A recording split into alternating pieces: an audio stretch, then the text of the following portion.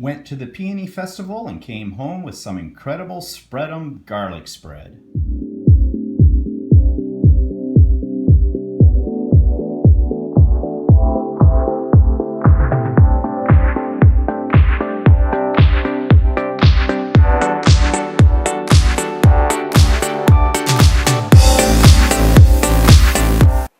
Hi, it's Stephen here for Bland Designs, and this is vlog 22 for Monday, June the 12th, 2017.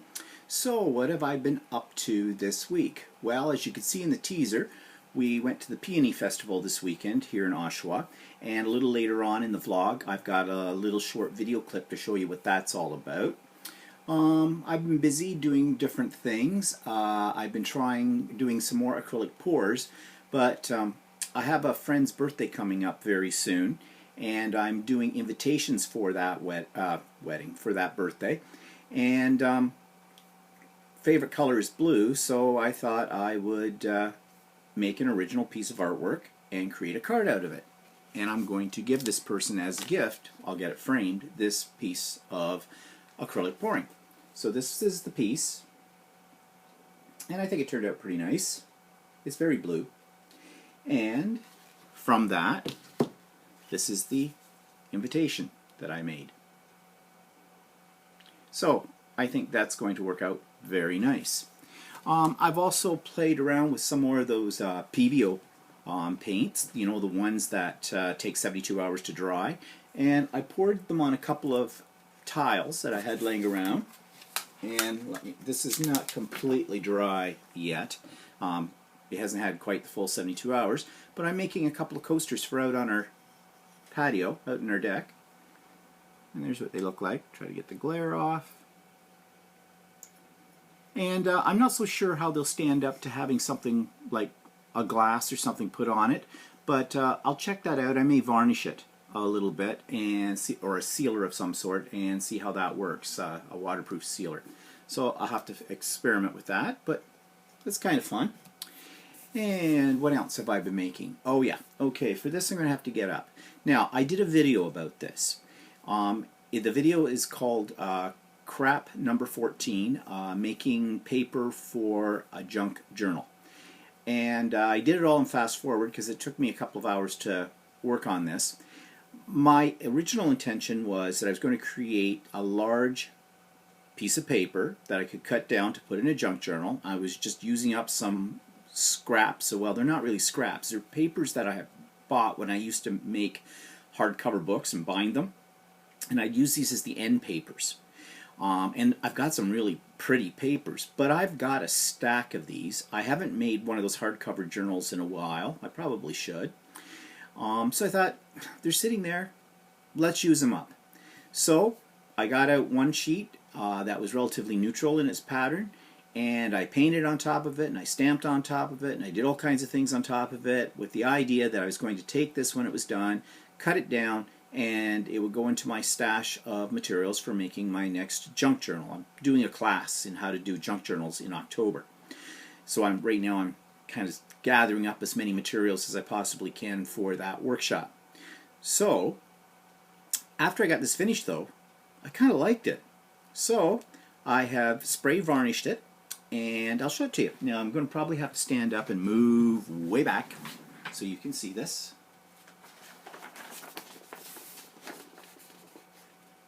And just pull it back a bit, and here it is. Yeah, I was going to cut it up, but I kind of like it. So now I've put a coat of spray varnish on it. I think I'm going to put a second coat on it, and I'm going to hang it on the wall as a piece of art. So, I mean, it's abstract art, I guess. Wouldn't be to everybody's liking, but I like it. So, that was a neat experiment that turned out to be something different than what I intended, which often happens. Okay, so that's what I've been up to. Alright, so YouTube channel of the week is by an artist called Danny Clark, and here it is. So this week's YouTube channel is one by an artist named Danny Clark. I've only recently been following Danny Clark's YouTube channel. He does a lot of acrylic pouring, but he is an artist, and he does have a website as well. It's called DannyClarkArt.com. He's got a very neat modern style, I think. But he's got a lot of great ideas for doing different kinds of acrylic pours, and he's got some unique formulas for creating cells, and you know that I'm always looking for those elusive cells in my acrylic pours. So his YouTube channel is really worth checking out, especially if you're just getting into pouring acrylic, and also check out his web page as well, because it's got some interesting art that he does. He is a full-time artist, he says, and he's from Houston, Texas, and it's worth the look. So I hope you enjoyed that review. He's got some really neat acrylic pourings, and he's got some unique ways of getting cells, which I'm still trying to get. Speaking of which, this guy mentions using something called Floetrol, and that seemed to be very difficult to get up here. So I finally located 2 paint stores in my area that supposedly carry it. Phoned both of them, they were both out, with no idea of when they're getting more in. So then I went on Amazon.ca, and there it is. Wasn't a bad price, so I've ordered a couple of bottles, so I should be getting that soon. Then I'll give it a try and see if I get cells. I'll let you know. Also, just speaking as an aside here about other things I had trouble getting for a while, freezer paper. You've heard me talk about freezer paper, and I've done some videos involving freezer paper as well. I finally located a source. Again, I located it on Amazon.ca. I got a really good price for 6 rolls, 50 feet on each roll. It's by Reynolds, but it's coming from England. It's coming from the UK. But there was lots of this on Amazon, but their prices were the best. I think it was about $60 for 6 rolls, free shipping, and I already got 1 roll. They made a little mistake, I guess. The way that the order was written up, it did. I could see how they could make the mistake. It says 1, and then in the description, it says it's freezer paper, blah, blah, blah, and in brackets it says 6 roll pack. I could see somebody filling that order out, seeing 1 in the quantity column, and figuring it's very quickly, they're looking at it, 1 roll. So I wrote to them, and they were very prompt in getting back to me, very apologetic, very nice, and said they would send the other 5 rolls out immediately. So hopefully I'll get those very soon. That should give me enough freezer paper for a while. Okay, so that problem was solved. So what's pissing me off this week? Okay, I mentioned the Peony Festival. It's a big event, and you'll see a little video clip later on here about that. Everybody goes, and it's a great opportunity for taking photos. But here's what bugs me about events like this, or when you're traveling and you're going to touristy spots, you know, picturesque spots. People taking their damn selfies. They get right in the middle, right in front of where you want to take a picture, and they stand there for days taking pictures of themselves and their friends standing in front of this. I can only imagine what their scrapbooks or their home videos or their albums must look like. Kill me now if I had to be at their place and going through their albums where all I see, and here's me standing in front of this, and here's me standing in front of this, and here's me standing in front of this. Boring. When I take pictures, I don't want people in them. Really. I don't even care if I'm in them. You know, I know some people do this to document the fact that I actually was there and this is not photoshopped into it. But, 1, I take a lousy picture. So, I don't like having my picture taken. There's usually something hanging out of my head or something. I don't know. I just don't like it. And 2, I don't need to prove I was there. Don't believe me? I don't care. But I want a picture of that. Now, it's not that I really have a big problem with people taking pictures of themselves in front of things. It's just that they're kind of oblivious to everybody else standing around who wants to take a picture. There is one group of people, I am not going to say what group of people because it's going to sound possibly racist, and I don't mean it to be racist, but I think you can guess who those people are. They're famous for taking pictures of everything, and it never seems to fail. Suddenly, I get the perfect shot. There's nobody there. I'm right there. All I have to do is click it. I look into the camera. Bang. There they are. They're in the picture. I don't know where they come from, but suddenly they're there. and they're there forever. So it gets very frustrating because I don't want pictures of strangers in my pictures. And, yeah, I know everybody wants to take this picture, so I'm no more important than anybody else. So I'll wait my turn. But there's the problem. I'm waiting politely for my turn, but these people are not. They're just bashing right in front of you to get their picture in front of that. And, I try to be considerate. I try to look around and see, am I getting into somebody's shot? Am I blocking somebody? If I happen to do that by accident, I always apologize. I say, oh, I'm so sorry, and move away. If somebody is standing there and they're getting their picture taken in front of whatever it is, and I try not to walk across in front of them. I'll wait politely until they have finished taking the picture. And if by chance I do walk in front of them, well, I'm sorry. Actually, this is a real aside right now. But I got to tell you a little story about one day when I got really pissed off and how it backfired on me. Several years ago, well, quite a few years ago now, very good friends of mine were getting married. Now, this was a marriage. They'd been married before and whatnot. They were an older couple. And when I say older, they were about my age. And they had asked Walter and I, well, we were helping them out with their wedding. Because it was a small affair. But one of the things was they asked us to pick up their chocolates at the local chocolate store that we have in this area that makes really good chocolate and take it over to the reception hall.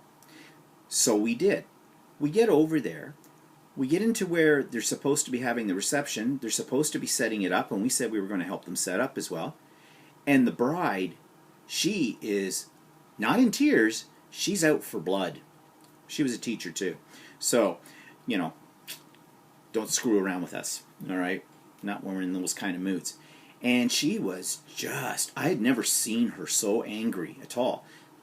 Long story short, turned out that due to certain circumstances and a misunderstanding, the hall got canceled and they didn't realize it. So when they came to set up, it was already set up for something that was going to happen after the weekend. They were getting married on the Saturday. There was something going on the Monday.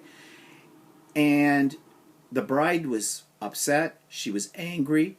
We got it sorted out. But it had been a very emotional week, to say the least. And just on the side here, the bride's mother had passed away 5 days before the wedding. And I sort of got tasked to call people and let them know about funeral arrangements and also to let them know the wedding was still on. And so it was a very trying time, and our emotions were all up here. Okay, so we had other things to do. So we madly got the hall back together, got it decorated. We're ripping out of there to get home, to get changed, to go to the wedding. There was some lady standing out taking a picture, or having her picture taken by her husband. I walked right through the picture as the picture was snapped. I didn't realize, because I was in such a state of emotion at that point in time because of everything that had just happened. And as I walked through, I realized this, and I turned and I says, oh, I'm so sorry. And I got a look from this woman that would just burn a hole right through your soul. And I'd had enough at that point, and I'd go, well, thanks a lot, you bitch. And off we went to our car. Well, they went to their car, and they come zipping around the parking lot as we're getting into our car, and the husband rolls down his window, and he goes, hey, you, asshole. Oh, I was just furious. I just blew, and I walked over to that car, and I stuck my face right into his window, into his face, and I don't remember what I said, but it wasn't nice. It wasn't nice. I had just lost it completely. So anyways, a few hours later, we go to the church, and the groom is sitting outside the church on a little bench, as people were coming in and whatnot. I walked up to him and said, Kirk, I said, you'll never guess what happened to me. And he goes, oh yeah? And I thought he had this little smug look on his face. And he says, yeah, heard about it.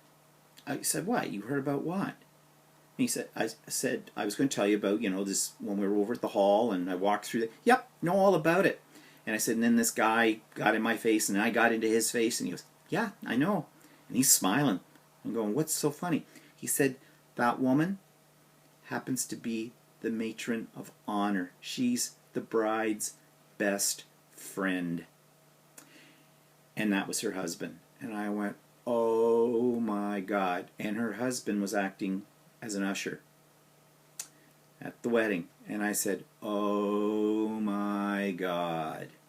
I said, where are they now? I have got to talk to them and apologize. He goes, well, he's at the front of the church, at the doors, seating people. So I said, okay. Probably one of the hardest things in my life I had to do. So I walked up, met him. Now, we'd never exchanged names. The only thing we had exchanged was the pleasantries that I was yelling at him at the reception hall. So I said, hi, such and such. My name is Stephen. You might know me better as asshole. And I'll give the man credit. He kind of laughed about that. And I said, I am so sorry. But he says, I know what was going on. He said, they told us all about everything, and they said, we went into the hall, and my wife says to the bride, you never guess what just happened to me. There was this guy, he came out, and he blah, blah, blah. And the bride said, did he look like this, and whatnot? She says, yeah. And he goes, oh, those are really good friends of ours. And so she explained the whole emotional trauma that we were all going through, and all that kind of stuff. Luckily, that couple had a real sense of humor. I did apologize to the matron of honor as soon as I got a chance to. I didn't think it would be appropriate to really stop her as she's coming up the aisle, kind of a thing, say, hey, by the way. No. But at the reception, and we ended up sitting with them at the reception, and they were lovely people. Lovely people. And we made a good friendship that day out of that. But, it figures with me. Bite me in the ass. And all because of someone taking a selfie. Okay? So, anyways, that's what's pissing me off this week. Little long story there, but it's kind of a funny story, I think. Okay, what else? New stuff. Well, they've come out with the Brother P-Touch Embellish, and I'm sure you've heard about this machine. There's a lot of hubbub about it. Basically, it's a label maker that prints on ribbon. I've been waiting for this machine. I've seen several reviews about it. I have other P-Touch, Brother P-Touch label makers as well. I quite like them. So I've ordered one through my local scrapbooking store. Not sure when it's going to come in, when I'm going to get it. And I've ordered some tapes. It's not cheap. It's probably around 80 bucks, 88, 89.99 Canadian when you do the exchange. And then the ribbons are about $19.99 a piece. This prices in the States are ridiculously cheap for it. Excuse me, I got the hiccups. They're quoting prices like $59.99 or $69.99, American of course, and the cartridges with the ribbons at $9.99 American. I don't know if those prices I'm hearing are accurate or not, but that's not what's going to cost here in Canada. Apparently Michaels is supposed to have the exclusive rights for selling this thing. Right now, I don't think any Michaels in Canada has it, and the way I'm getting it is through the supplier to the scrapbook store. I've kind of got an in there since I kind of look after the pricing of stuff in that store for the owner. So I'm able to get into this and place my own orders and things. So anyways, I'm looking forward to getting that, and when I do, I will show it to you and let you know how I like it. Alright, so events in the past week, well, the Peony Festival. This happens once a year at one of the parks in Oshawa. They have all kinds of peony beds out there, and usually this display right now, this time of the year, is spectacular. The display this year wasn't quite so spectacular because a lot of them had not opened yet, and I think that has to do with how cold, damp, and wet our spring has been this year. But they also have competitions where people arrange peonies and whatnot, and that raise their own. And there's prizes given for this, as well as a bonsai tree display as well with prizes. And that's inside the arena. There's all kinds of vendors, food, things like that. And you saw in my teaser at the beginning that I got this spreadum, it's called. Incredible Edible Spreadum. It's supposed to be the best garlic spread in the world. Actually, it is very tasty. Is it the best? Yeah, well, in comparison to what I've had before, yeah, it's pretty good. Not cheap. I mean, I got a 500 milliliter tub of it for $12. So it's expensive. However, you keep it in the refrigerator and it looks like it'll keep for a long, long time. Well, the best before date's 2019. What the heck's in that? I know that I did look at the ingredients. There's some soya margarine in it, and I have a feeling it's the soya margarine in it that keeps it, you know, from going bad on you. We'll see. But anyways, so I'm going to insert here the little quick video I did so you get a feel for the Peony Festival. So it's a nice day today. It's supposed to be up to 31, and so we're going off to the Peony Festival here in Oshawa. We were there last year and did some stuff for the art gallery at the time. And so I thought I'd let you see what the roadway looks like as we proceed to the Peony Festival. It's very popular. Walter is driving. Keep your eyes on the road. Don't look into the camera. Okay, so here we are in the Peony Festival. You can see it brings out a lot of people every year to this. Oh, yeah. It's a big event in your purse. Why did you bring that in your purse? Well, it's just I got my car keys and my wallet and a $5 bill and a tube of red lipstick. My last cigarette.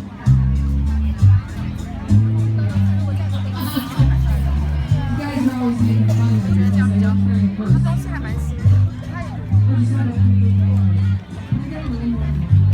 And over there are all the peonies, plus they have others inside the building as well.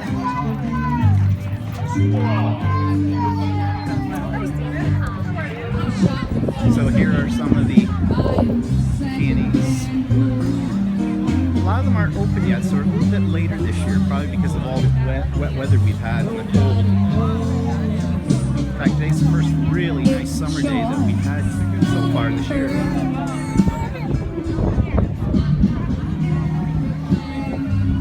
You can see it goes all the way over there.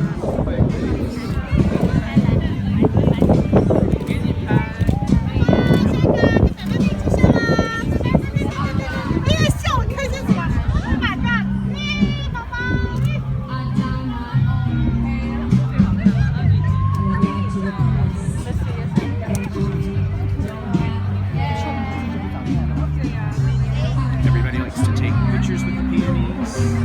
Very photographic spot, I guess.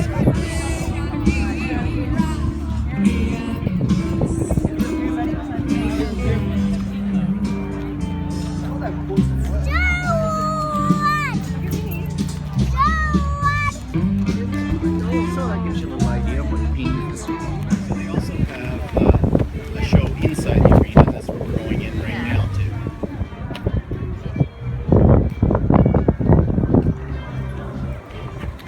And they also have a bonsai show too.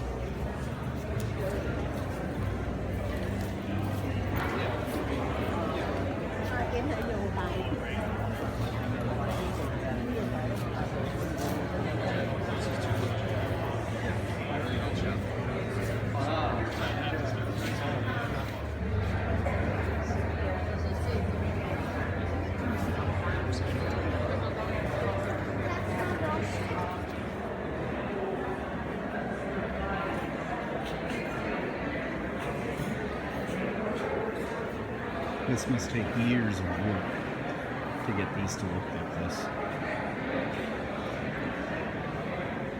I think you have to have a lot of patience.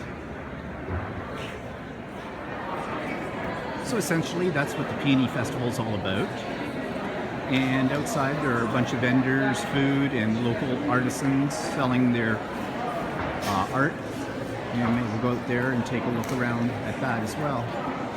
And it also looks like they have some paintings and photographs of peonies on display as well that people have done. And a lot of this stuff is up for, well, they've already been judged and they've won various awards. And these are the big prize winners on this table. That's the one that got the best picture.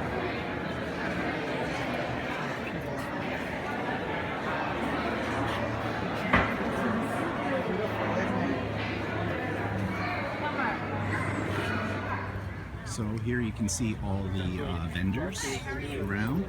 We just bought some garlic spread. It's supposed to be really, really good. It's kind of expensive, 12 bucks for not a really large tub, but we had a little sample and it was quite good. So we have everything. So what else did I do this week? Well, let's see.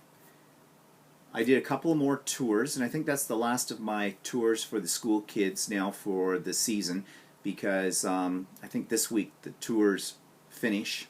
The kids are getting near the end of the school year, so that's over. I had a really nice lunch with one of the staff members of the art gallery. She took me out to lunch as a thank you for some card classes and things that I have been doing with the volunteers over the past year, and that was really nice. We went to a local little Indian restaurant that's in Oshawa called Spicy Affair. I had never been there before. Food was excellent. I love Indian food, and it was excellent. We also had our educators lunch as well, and that was very nice. And what else? Okay, well, one thing we've done, we have now booked our flights to Australia. We're going back to Australia in February, and we'll be gone for about a month. And we've got our hotels booked for Sydney and Melbourne, and our plan this time is to travel along the coastline up to Perth. It does mean we'll have to fly an internal flight as well to get to Perth, because Perth to Melbourne is about a little over 2,000 kilometers, I think. So yeah, we're going to be flying that part of it. But looking forward to that. You know how much I really loved Australia when we went this past December, and I'm really looking forward to seeing more of it. And anything else? Nope, nothing else really. And what's coming up this week? Actually, it's kind of a slow week. Not a heck of a lot happening. So I'll just have to work on those invitations for this party. I've got to work on stuff for my own party, for my birthday party in July that I'm throwing. And yeah, so I hope you have a good week, and I'll talk to you next Monday. Bye-bye.